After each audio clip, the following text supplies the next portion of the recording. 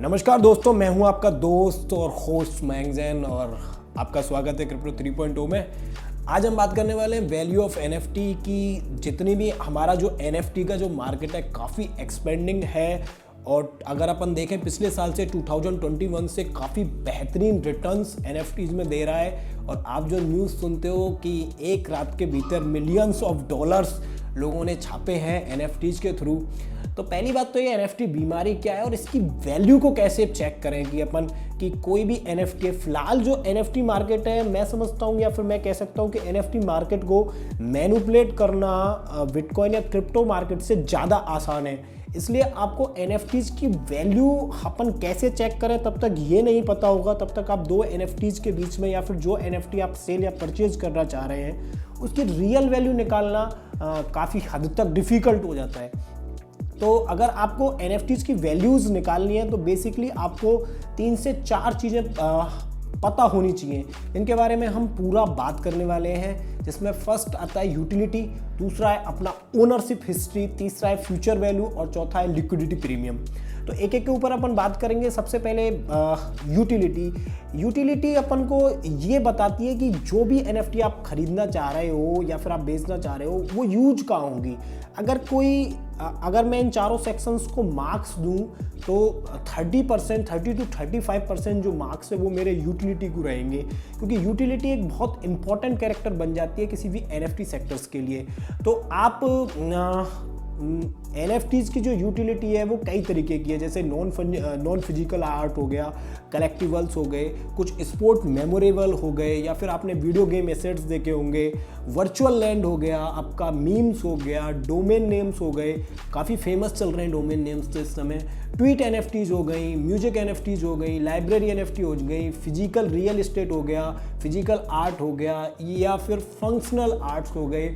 ये सारी कुछ अभी यूटिलिटीज़ हैं जिनमें बहुत सारी एनएफटीज काम आ रही हैं। और आपने गेमिंग के अंदर देखा होगा, जैसे हमारा एक्जी इन्फिनिटी गेम है, एक्जी इन्फिनिटी गेम्स, या फिर आपने क्रिप्टो किटन्स का नाम सुना हो, तो क्रिप्टो किटन्स में आप क्रिप्टोज को ब्रीड कर सकते हो। ब्रीड करने के साथ साथ आप उनके लिए जो जो चीज़ें ज़रूरत पड़ती हैं उन गेम्स के लिए, या फिर आपने ऐप का नाम सुना होगा, वो सारा जो फंडामेंटल है वो यूटिलिटी का कॉन्सेप्ट में आता है।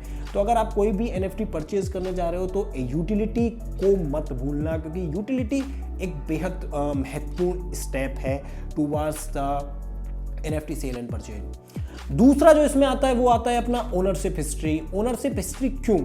क्योंकि किस एनएफटी को किसने जारी किया है, सबसे पहले इसको किसने क्रिएट किया है, अगर हमको ये पता होगा तो उस एनएफटी की ब्रांडिंग ऑलरेडी हो चुकी होती है और मार्केट में आने से पहले ही वो एनएफटी काफ़ी वजन रखती है। आप एक बात सोचिए कि अगर कोई मेरे पास ऑटोग्राफ कराने आता है और एक अमिताभ बच्चन या फिर अगर अपन कहें एमएस धोनी के पास अगर कोई ऑटोग्राफ कराने जाता है, तो दोनों में से किस ऑटोग्राफ की ज़्यादा कीमत होगी? बेसिकली मेरे में तो नहीं होगी। तो एनएफटी भी कुछ ऐसा ही है कि अगर उसका ओनरशिप हिस्ट्री किसी बड़े व्यक्ति का है तो ऑटोमेटिकली उसका जो प्राइस है उसके बढ़ने के चांसेस होते हैं। आप क्रिस्टियानो रोनाल्डो का टी शर्ट पहनना पसंद करोगे, मेरे नाम का नहीं, ठीक है। तो ये कुछ अगर आप ओनरशिप उसकी हिस्ट्री देख रहे हो तो 3 से 4 चीज़ों का ध्यान रखो कि वो किस बिजनेस फर्म के द्वारा निकाला गया है, फेमस आर्टिस्ट कौन था उसके पीछे, ब्रांड क्या है।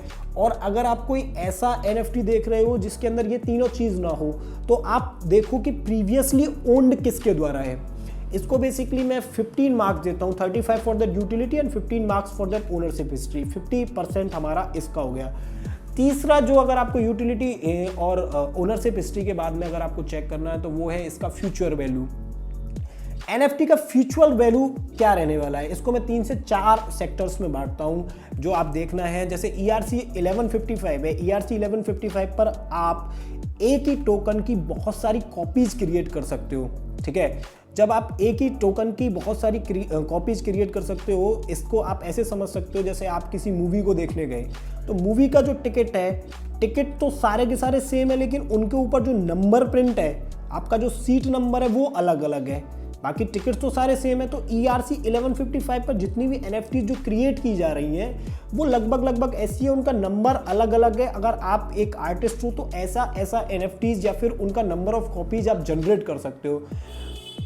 तो इसमें आपको किस बात का ध्यान रखना है, जैसे हमारे जो मुस्लिम कम्युनिटी है उसमें 786 नंबर को हाईली लकी माना जाता है, या फिर अपना जो हिंदू कम्युनिटी है उसमें 108 नंबर को हाईली लकी माना जाता है। तो इसमें आप देख सकते हो कि वैल्यूएशन शिफ्ट, कि इसका जो वैल्यू है वो कितना शिफ्ट हो सकता है, और फ्यूचर कैश फ्लो कितना रहने वाला है। तीसरी बात जो सबसे इंपॉर्टेंट है वो है इसका सप्लाई, कि ये कितना सप्लाई को कंटेन करता है और मार्केट को कितना स्पेकुलेट किया जा सकता है। पांचवी बात, इसकी रेयरिटी क्या है, ठीक है, क्योंकि एनएफटी मार्केट में रेयर चीज़ें बहुत ज़्यादा बिकती हैं और ऐसे बहुत सारे लोग हैं जो रेयरिटी के ऊपर चीज़ें खरीदते हैं। अगर मैं इसका एक एग्जांपल दूं तो किसी भी फेमस जैसे महात्मा गांधी इंडिया वापस आए, दैट वाज द इवेंट, ठीक है ना। तो ये इवेंट काफ़ी बड़ा इवेंट है और इसकी जो चीज़ें हैं वो लोग खरीदना पसंद करेंगे।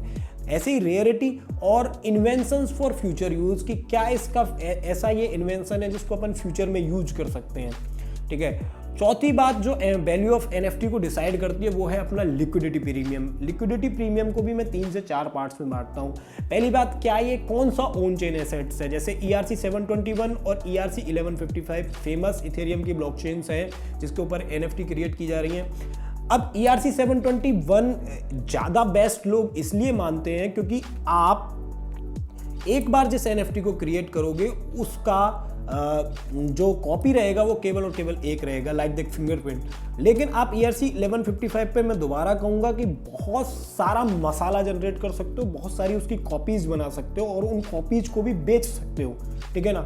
तो ये कौन सा ऑन चेन एसेट्स है और इसके पीछे जो हमारा जो क्रिएटर है या फिर जो आर्टिस्ट है वो कितना रेवेन्यू और लॉयल्टी इसके साथ में चार्ज करता है। दूसरी बात आती है प्लेटफॉर्म, कि कौन से प्लेटफॉर्म से आप इसको खरीदते हो। अलग अलग प्लेटफॉर्म्स हैं जो अलग अलग लोगों के लिए बनाए गए हैं। इसमें मैं केवल और केवल आपको 2 प्लेटफॉर्म्स का नाम लेना पसंद करूंगा, जैसे अपना ओपनसी हो गया, रारिवल हो गया, ठीक है ना। और तीसरी बात जो आपको लिक्विडिटी प्रीमियम में याद रखनी है वो है नंबर ऑफ पोटेंशियल बायर्स, कि उस जो भी एनएफटी है उसके बायर्स कितने हैं मार्केट के अंदर। पता चले कि एक भी खरीदने वाला नहीं है और आपने $10,000 का कोई अजीब से देखने वाली चीज़ आपने खरीद के रख ली है और बाद में आप फिर अपने पैसे को लेकर पछता रहे हो, ठीक है। और लास्ट पॉइंट जो 4th पॉइंट के अंदर मैं कंक्लूड करूंगा वो है टाइम, ठीक है ना, कि भैया ये जो हमारा एनएफटी है ना कितने दिन बाद रिटायर हो जाएगा, क्योंकि मार्केट तेज़ी से बदलता है। जैसे आपने एक एग्जांपल सुना होगा कि पेरिस में रोज़ फैशन बदलता है, कि आपने कपड़े पहने और वो फैशन आउट ऑफ फैशन हो गया। ऐसे ही जो अपना एनएफटी है उसका एज क्या है, कितने टाइम तक वो यूजेबल एसेट है, ठीक है। इस वीडियो को यहीं तक रखेंगे और बाकी ऐसी जानकारी के लिए आप जुड़े रहिए मुझसे और देखते रहिए ये क्रिप्टो 3.0। इसी के साथ बेहद धन्यवाद।